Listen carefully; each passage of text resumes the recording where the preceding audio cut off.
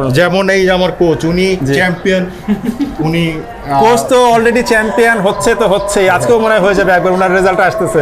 উনি স্টেজে ওঠার আগের থেকেই চ্যাম্পিয়ন, উনি অল টাইম চ্যাম্পিয়ন। উনি এবং চ্যাম্পিয়ন। অনেক হাসি খুশি কোচ, অনেক সরল সোজা মাইন্ডের, ফ্যামিলিকে অনেক ভালোবাসে। ওনার ইন্টারভিউ আমি এর আগে 3-4 বার নিছি, যথেষ্ট জেন্টলম্যান একজন। যাই হোক, তো বলেন কি বলতেছিলেন যে উনার গাইডেন্স ছাড়া, মানে আমি 25 দিন আগে আমি আমার বডি কন্ডিশন দেখাইছি, বলছি ভাইয়া আপনি কি পারবেন, জি আমি খেলতে যাচ্ছি। উনি বলছে আমি পারবো। আমি বলছি ভাই আমার একটা প্লেস আইনা দিতে হবে। আমি পারবো, তুমি টেনশন করো না। ওই পারবো বলার পরের থেকে আমার মনে হয়েছে আমি ভুল করে ফেলছি। আমার চেয়ে বেশি মাথা ব্যথা উনার। আমারে দিনে 4-5 বার কল দিয়ে, আমার এমন হয়েছে দিনে 3 বার আমার ডাইট চেঞ্জ করা হয়েছে, 3 বার। আচ্ছা।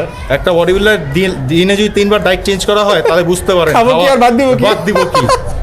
হঠাৎ করে এটা আবার এটা, এখন বাসায় যে বলবো নিজেই প্রিপেয়ার করছি। আচ্ছা, এত অল্প টাইমের মধ্যে বডি দেখে দেখে অ্যানালাইসিস করে ফেলতে পারেন আপনারা যে কোনটা দরকার? এটা এক্সপিরিয়েন্সের একটা ব্যাপার আছে। আপনি যদি প্রপারলি একটা বডি বিল্ডারকে অবজার্ভ করেন, আপনার আগে ডিসাইড করতে হবে যে না, আমি আমার এই ক্লায়েন্টটা নিয়ে বা আমার এই স্টুডেন্টের পিছিয়ে যথেষ্ট সময় দিব। জি। মানে আমরা যেহেতু অনেকদিন ধরে বডি বিল্ডিং করি, এরটুকু একটা এক্সপিরিয়েন্স থাকে যে চোখের দেখলে বোঝা যায় যে ওর পিছে এতখানি সময় আমার ডেলি ব্যয় করতে হবে।